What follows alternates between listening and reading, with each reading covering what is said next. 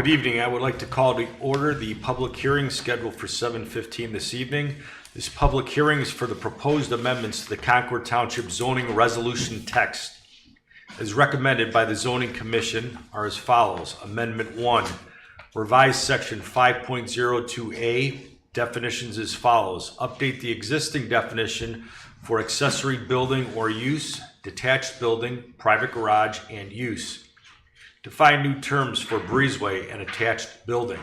Amendment 2, revise section 15.02, use regulations, to clarify that the permitted and conditional uses are principal uses in both the text and table 15.02-1. And Amendment 3, revise section 15.03A, general requirements for accessory buildings as follows. Add provision that accessory buildings shall not exceed the height of the principal building on the lot. Add provision limiting lots greater than 2 acres to have no more than 2 detached accessory buildings with a maximum combined gross floor area of 1,532 square feet.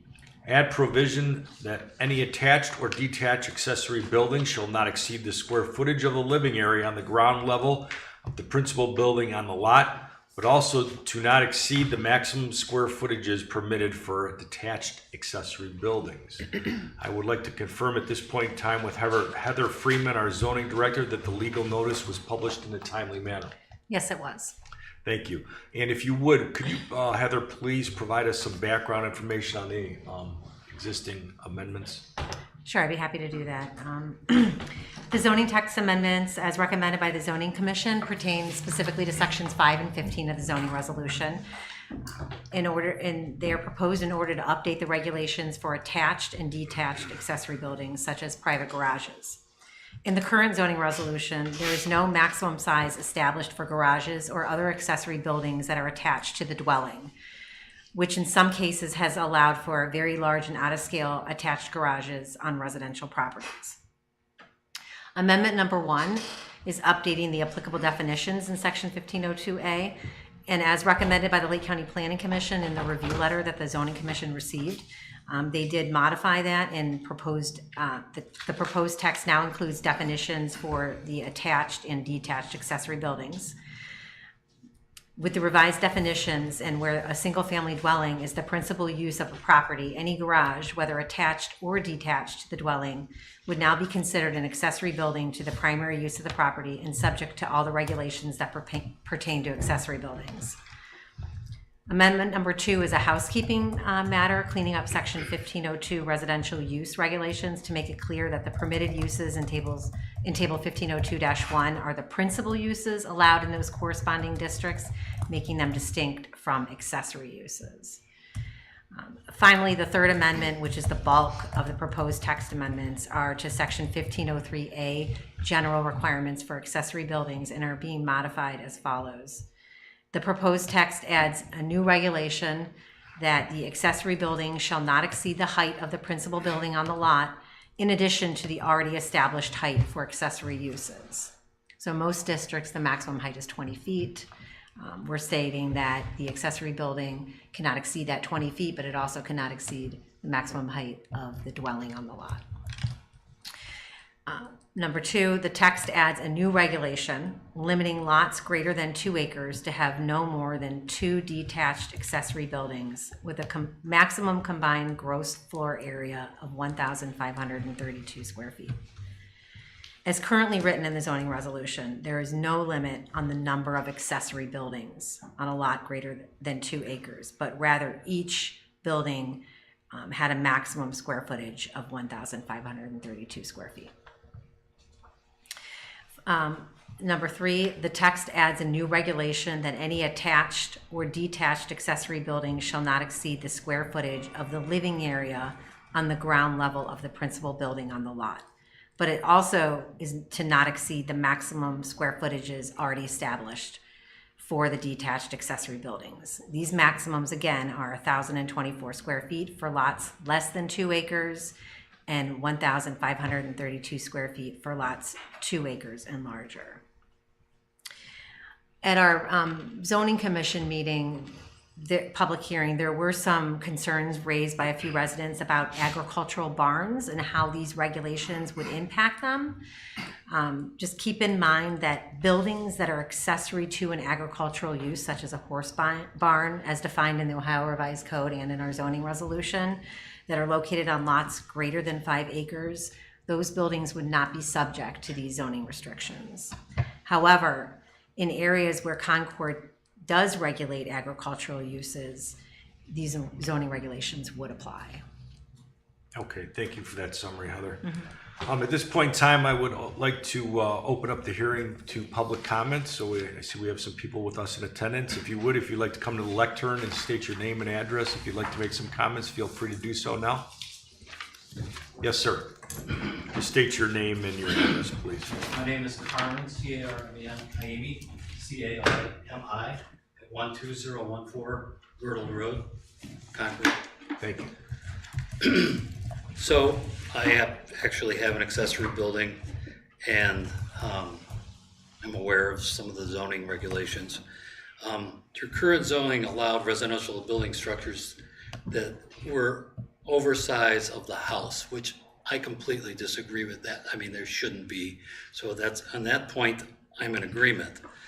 I disagree with the idea that we would be limiting the size of the building to the first floor square footage of a home.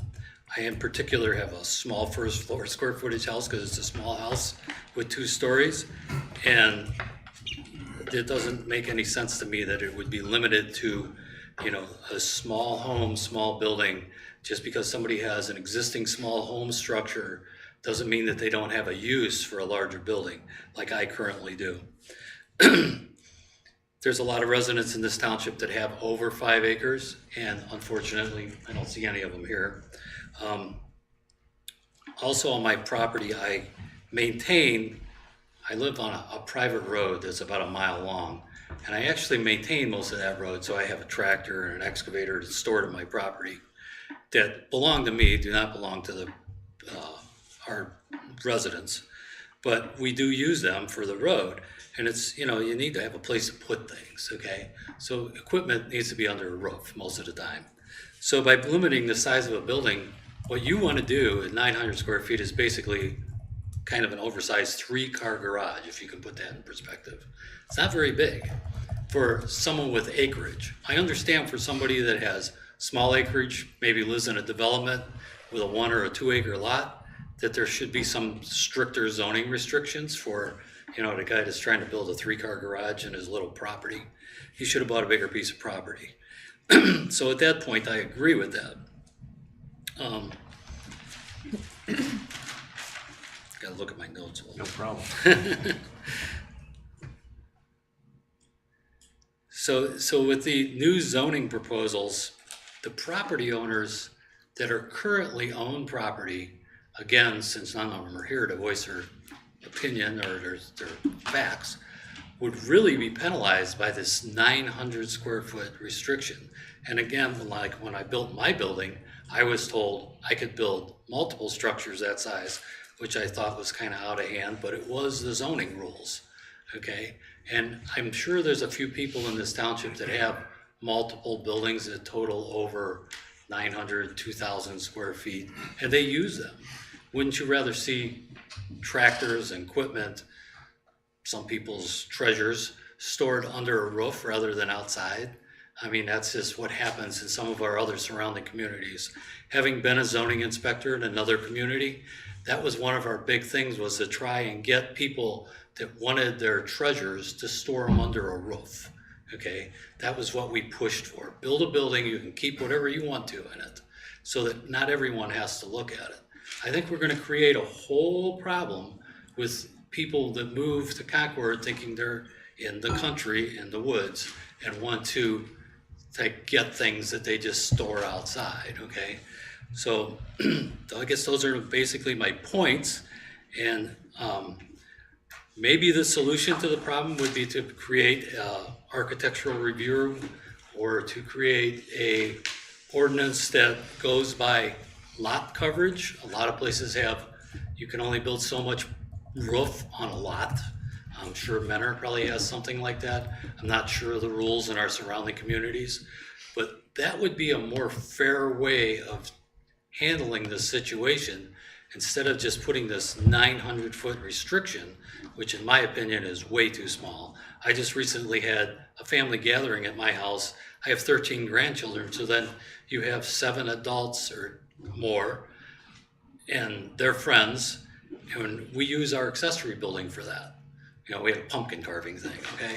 So it gets used for more than just storage, okay? It's part of our family.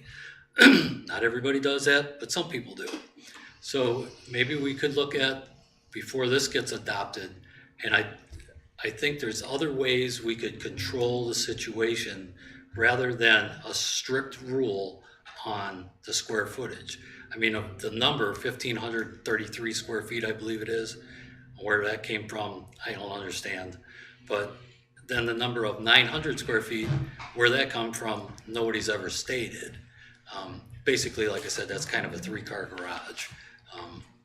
So is this something I'd like to have considered, okay? Thank you. Appreciate your comments. Thank you, sir.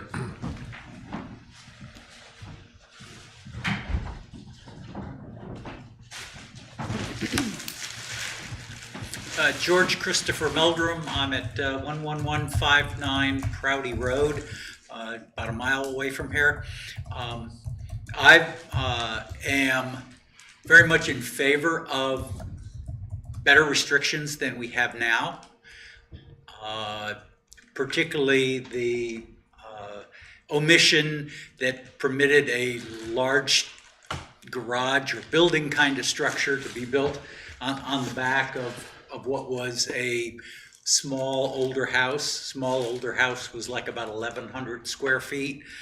But now with an addition to the house, a living addition, then a car garage, but then about, I think, almost 3,000 feet of a large garage on the back.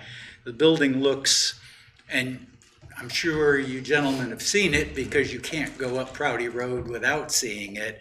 It really does look like, sort of like a warehouse. In fact, as we affectionately, not affectionately, but call it the bowling alley because it's, like I say, it's so long. And this is what I'm really concerned about because this, with the way the regulations are now, anybody else could come in my neighborhood or anywhere in Concord and do the same thing and build according to this same manner of adding a very large building on an existing structure. Now, on the other side of it, it's not particularly attractive either. This is from in behind there. This is the building. This is on the west side, and this is my neighbor's house.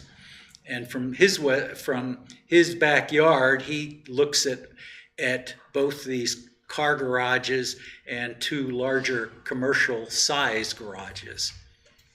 Now, I think if somebody said, well, this is really very specific to this portion of Prouty Road where the houses are older and smaller, I would really comment, or I would really state that no, this kind of situation could occur in anywhere in Concord Township. Particularly, I found out that down in Chester Township, Chesterland right now, they're having this problem. They've had this problem even worse than we have. They've had out down there on Sherman Road, there's some really nice houses and lots. It's entirely a residential area. This particular house here is around 4,400 square feet. These are on multi-acre lots. The person that owned this, around the same time that this building here on Prouty Road was built, just a couple months afterwards, ended up building a building with 28,000 square feet of footage on the ground. I've spoken to the zoning people down there in Chesterland. The comment was he thinks that this may be the largest building within Chester Township.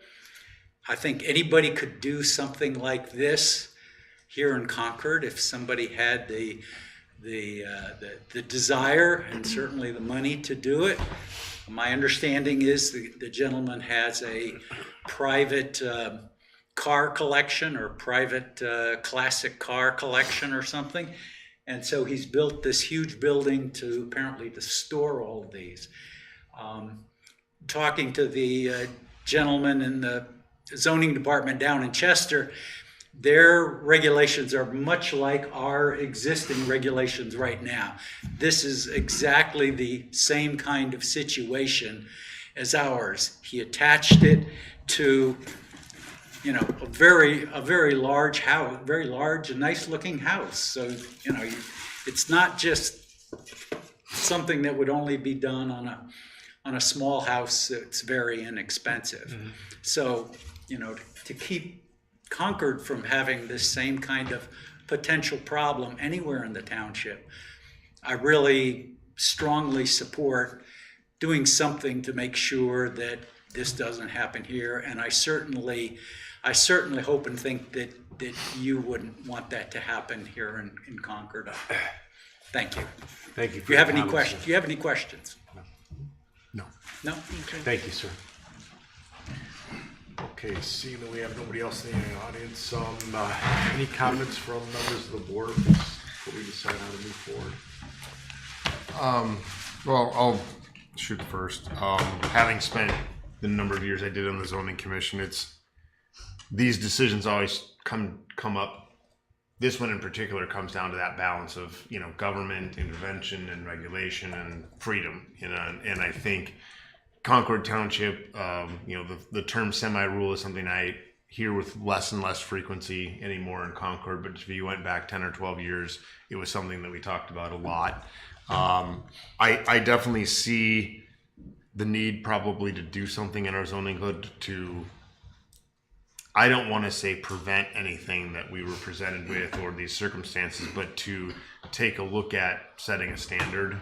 It was more how I tend to approach something like this, because what's one person's treasure is another person's right. We have a lot of that, and unfortunately, Concord Township is a community that has a lot of competing interests right now because we are that once upon a time semi-rural or very rural community. You can go around Colburn Road, you know, out to the eastern end of the township, and you've got long roads and you've got lots of big lots, and then you've got more, but everything new coming in now is all subdivisions, half acre, 3/4 acre or less lots, and I think we need to strike a balance in trying to address this circumstance. I'm not sure that what we're looking at completely does that at this point. I think I agree with you. I understand what you're saying. I understand what you're saying, and not everyone has the same exact structure, obviously, or the same land, or everything's, so trying to find a balance. I think maybe looking at amendment number 3, maybe those numbers and restrictions can be changed a bit. Well, and I think to that point, I was going to say this earlier and I forgot, and I'm sure Ms. Freeman would remind us, but we have the ability to amend what the zoning commission has done. So we can make changes to their work and go forward if we like. I wanted to remind you both that we could do that. So that's an option that is there for us to work with this text if we want. I would, listening to both of your comments, I hear what you're both saying, and I think the key word here is finding the right balance. Yes. And I understand what you're saying, and I understand what you're saying. I'm not sure with what we have here presented this evening that we have that balance. So I think it's our job as a board to do our due diligence and we've entertained some other correspondence prior to this meeting about these proposed changes to the zoning text and on both sides of the coin. And I think we have an obligation to sort of vet those out and do some more due diligence before we move forward to make sure we have the right balance that would benefit everybody. So at this point in time, I would recommend that we continue to keep the hearing open until the next meeting. Yeah, I'm fine with that. I'm good with that. Can I make another comment? Certainly. Again, it's a Carmen Thank you from Good Old Road, 12014 Fort Road. I completely understand his problem, and I do believe that the first amendment to this zoning text is something that should be handled before she gets a flood of people trying to get a permit to attach a building to their house. It is offensive to others when they do that. Right now, there's nothing to help control that. So it's something that might be something that needs to be adopted, but maybe not. The other two might need to be reviewed, but the one is clearly an issue to the township. By Okay. keeping this meeting open, we're moving it to the next meeting, so it's gonna be dealt with. You're suggesting, I think I'm gonna go. Is there any reason you have to adopt all three, or can you just say That's a we're good gonna adopt? question. Well, we can. That's a good question. Well, we if we close the public hearing and vote up and then down, then that doesn't leave open the opportunity for us to work with the other two amendments. Is that Right. correct? Okay. So that's my question. Okay, thank you. So something might come up that, if we're trying to balance everything, and it's important for us, and again, it's gonna be done expeditiously, it'll be, we're gonna Right. continue it to the next meeting, so it's not something that's gonna be kicked down the road for a long period of time. Yeah, it is a bit, but we're talking about 3 weeks. Yeah, fine, I just wanted No, to I clarify appreciate that. I thank you for that. Yeah. It Thank was you. interesting. Yeah. Okay, so we will keep the public hearing open. Yes, sir. I'm sorry. If I can have a comment. Sure.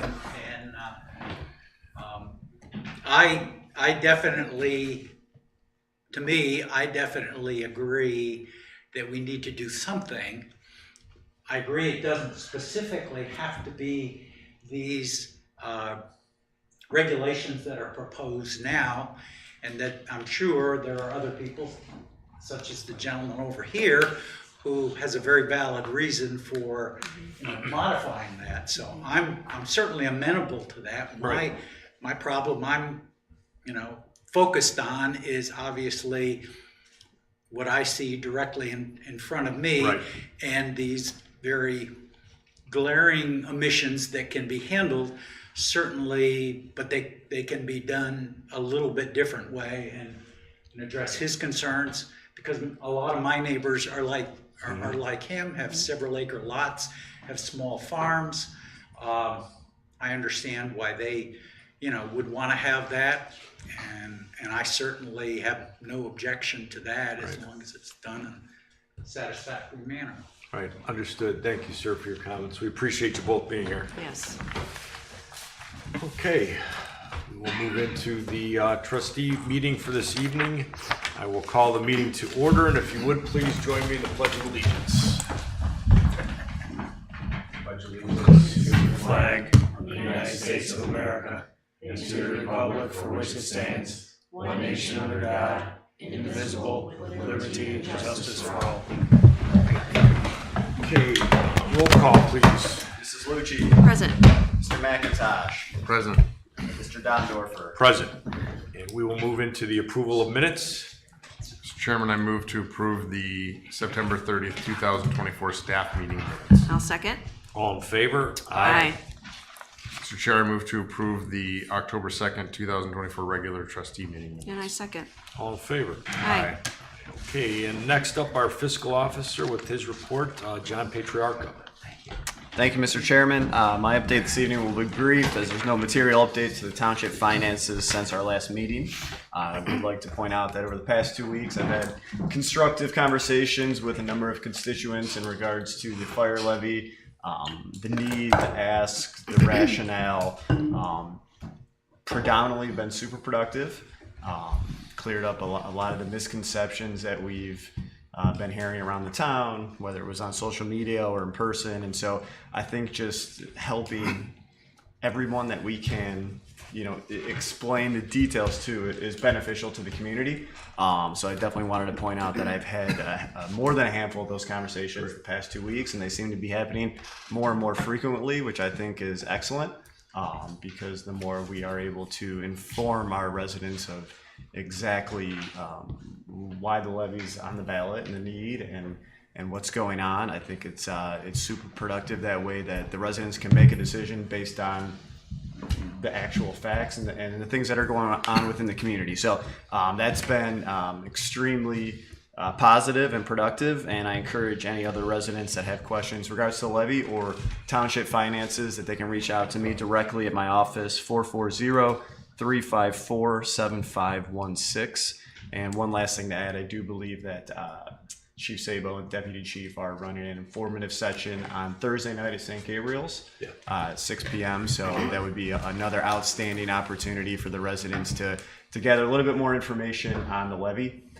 So I would recommend that if they have questions or just seeking information, that would be an excellent opportunity to hear from Chief and Deputy Chief directly.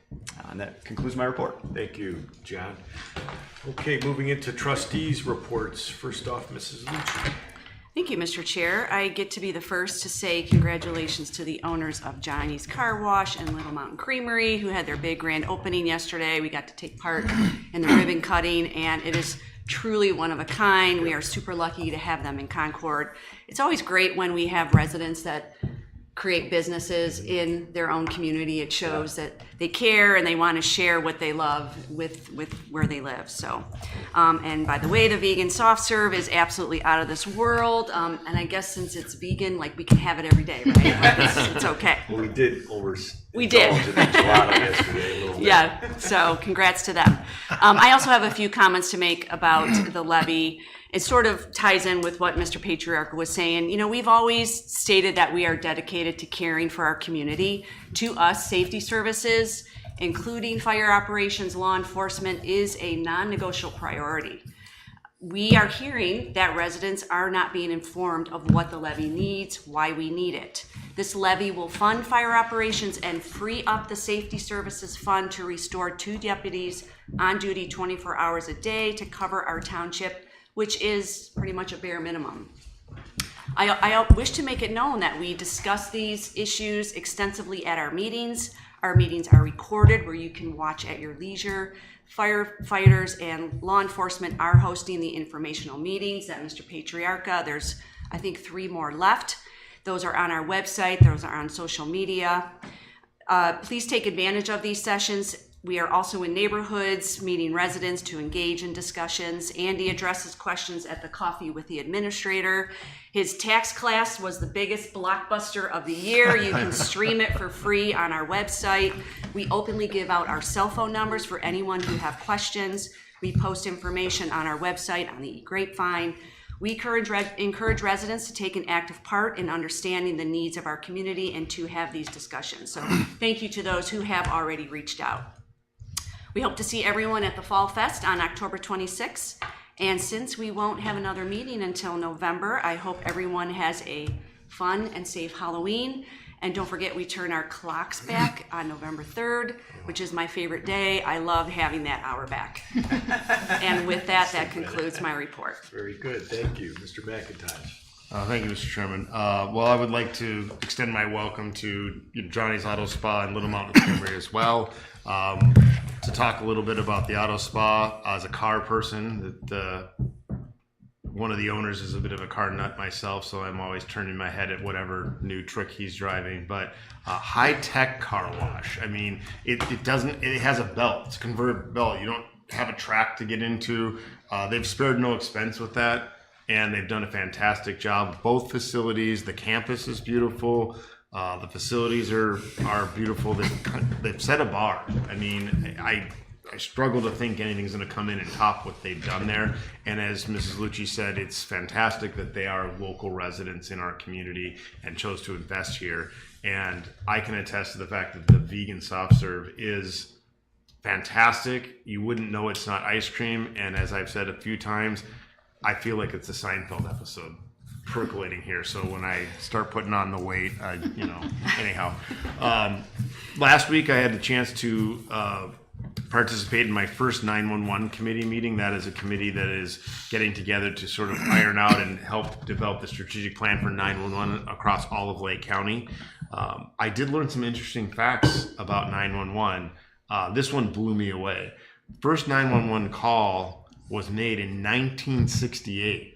So if that didn't surprise you, the second half of that fun fact, Will, Carl's nodding, he probably knows the answer to this. It was in the state of Alabama, not a state that I think you normally affiliate with like Really? cutting edge technology, but apparently it was.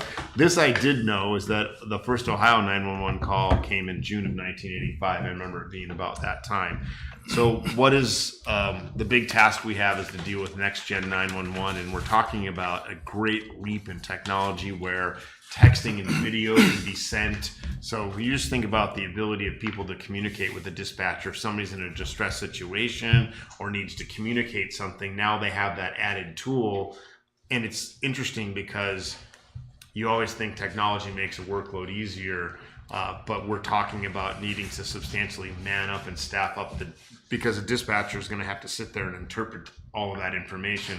And we end up having to build a 911 network that's cohesive across the county. So a high-tech dispatch facility that can receive that information needs to be able to pass it on to one that isn't high-tech, or there's different levels of standards. So this is going to be a complicated project. It's going to take a lot of hard work on this committee. So I'm honored that I was asked to participate in it. I'm excited for the work that's about to come. It's right up your alley.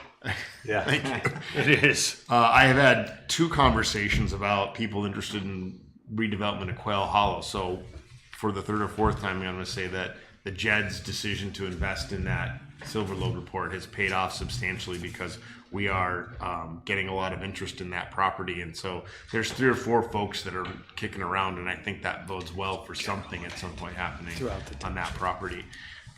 And lastly, I will close my remarks, as we all have been addressing issue 2 and safety service funding in Concord Township, and continue to answer the same question. New homes don't increase our revenue. You know, we are not sitting on piles of money. This is something that is a urgent and desperate need. If we want our staffing levels to continue, we're going to need to pass this levy.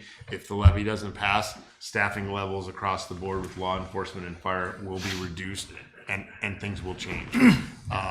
We've covered at length the cost of what goes into running a fire department, capital equipment.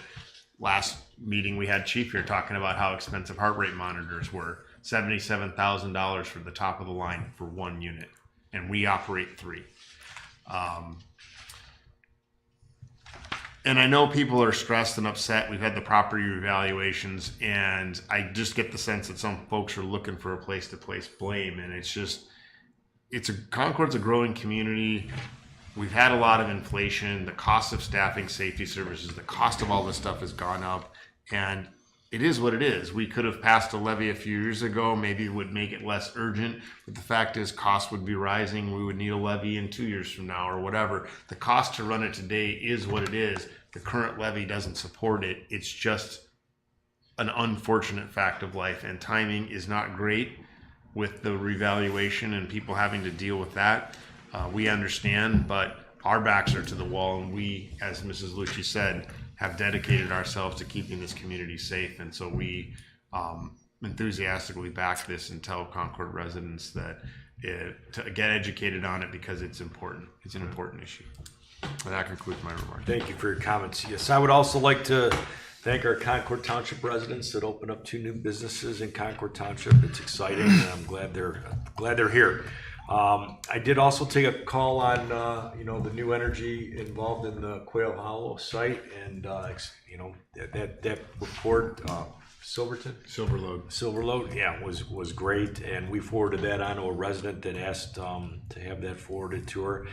She did also ask me, though, she was concerned about some of the development up on Cryle Road, and about the Taco Bell and some other development that was going on up there. And what I explained to her is, it's the trustees don't have a lot of control as to what a property owner does with their property as long as it meets zoning. We try to balance what's coming into the township and what's good for the township, but we can't control if somebody wants to develop a piece of property that they own and it's zoned appropriately and it meets zoning, then they have the right to do that. So she was understandable about that. She also did ask some good questions on issue 2, which is a fire levy, and both of you, are spot on when you're talking about, safety is paramount in any community. We've spent a lot of time with it. We believe in it. I've been doing it for 32 years. I'm passionate about it, and I'm concerned. I mean, this is all about first responders, the people that are on the front lines day to day, serving our community day in, day out. We need to retain our firefighters. We need to be able to staff at least 2 deputy sheriffs 24/7, 365 to patrol the township. I've seen it nationally in communities that are understaffed with first responders. It impacts them over time, and it degrades the community. And I don't want to see that happen in a township that I grew up in and I served over 32 years. So it's important. So I will be at St. Gabriel's tomorrow if anybody'd like to come up for questions. And we're always accessible on the phone if anybody has any last minute questions before going to the polls. But it's an important issue. So with that will be my comments, and we will get into departmental reports and Mr. Rose, our administrator. Thank you, Mr. Dondorfer, members of the board, Mr. Patriarca, members of the audience, good evening. Couple of quick items on the agenda. Items B through D are the zoning text amendments. Those will obviously be tabled. Item E is a promotion for a part-time firefighter going from basic to paramedic. Already been touched on, but tomorrow is the latest informational meeting for the fire levy. It will be held at St. Gabriel's Church at 6 p.m. in their community room. We've gotten some calls, and I know trustees, I think you've gotten some calls regarding a lot of utility markings in and around the intersection of Girdled Road and Cryle Road. I did some checking. These markings are for ODOT. They're being utilized to finalize plans for the work that's scheduled to begin in late 2025. That is to realign Cryle, Girdled, and the State Route 44 intersection. If you remember, when they repaved Cryle Road, they didn't do that last couple hundred yards because there was eventually going to be a realignment project. And that's all being done in conjunction with the State Route 44 resurfacing project that basically runs from just south of Capitol Parkway all the way south and well into Geauga County, I believe down to Menor Road. And that'll be happening in second half of 25 and 26. It's a fairly ambitious project. So that's what those utility markings are for. People are asking, hey, what's going on? What's happening? Who's building what? They're utility markings so that ODOT can go back and continue to work on the engineers can continue to work on their drawings for the road projects. And there's no design yet. There is no design yet. This is all part of making one. This is all part of making one because folks have followed up with what's it going to look like? Are they going to put it? We don't know the answer to that yet. And when ODOT designs it, of course, we'll be allowed a front seat to be able to give all kinds of opinions and ask them to change everything we don't like, right? That's going to be our authority. There may be an opportunity to provide some input, but it's typically, with all due respect to ODOT, it's late in the game, and the engineers don't like community input so much. I said it. I'm just sort of being sarcastic I know. about the people that think you're right. we designed the interchange at Auburn and 44. We did not. The Girdled and Auburn Road waterline project's underway. Just a reminder to folks out there, traffic is restricted to one lane in the work zone with temporary signals being utilized to maintain two-way traffic. So please be patient and expect delays. It's gone rather well on the Girdled side after the first day. They ironed out some hiccups, if you will, and things have smoothed out. So it's on its way. I get a lot of questions regarding property taxes. I've talked to a lot of folks. I'll talk to anybody at any time regarding this issue. I'm passionate about it. I think it's important that everybody understands their taxes, where their money goes, how they work, and all that. The Understanding Your Taxes class is on the website. It's on our YouTube page. I think you can find it on Facebook too, but it's out there. I encourage you to watch it if you haven't already. And please let me know if you have questions. Next coffee with the administrator is set for Thursday, October 24th, a week from tomorrow. That's at 9 a.m. As always, it'll be in the community center. And there'll be coffee and donuts for those that want to come join me for good conversation. We've had some very, very it's good good. conversations. Very good. And I think the key to that is national politics is barred at the door. It's all of it. You can talk about anything Concord Township, local. You want to delve into a little bit of county issues, we're fine with that. But the minute you get into national politics, we don't discuss that. Dunkin' Donuts helps too. I'm sorry? Dunkin' Donuts helps as well. It does. It does. That concludes my report. Thank All you right, very thank much. you, Mr. Rose. Moving into the audience portion of the meeting, anybody like to come to the podium? Okay, moving into old business, seeing that we have none, we'll move into new business this evening. We do have one late addition that we'll start off with. I would entertain a motion to approve a modification to the Ivy Ridge Final Development Plan to allow approximately 0.04 acres of open space to be used for exclusive use by owner of unit number 75 for a driveway. So moved. Second. All in favor? Aye. Aye. Okay, moving into item A. Mr. Chair, I move to approve the September financial report. Second. All in favor? Aye. Aye. Items B, C, and D will be tabled. Mr. Chair, I move to approve the promotion of part-time firefighter basic John Bateman to the position of part-time firefighter paramedic effective 9/4/2024. And I second. All in favor? Aye. Okay, that brings us to our future meetings and announcements. Mr. Patriarca, please. Sure. On October 31st, Halloween from 6 to 8 p.m. will be the official trick-or-treating hours. Hopefully everyone has fun and stays safe. November 4th at 3 p.m. we'll have a staff meeting here at Town Hall. On November 5th, which will be Election Day, at 7 p.m. there will be a zoning commission meeting here at Town Hall. The following day, November 6th at 4 p.m., trustee office hours in the conference room, followed by the trustee meeting in Town Hall at 5 p.m. Okay, and that concludes our trustee meeting for this evening. Good night, Concord Township. We're adjourned.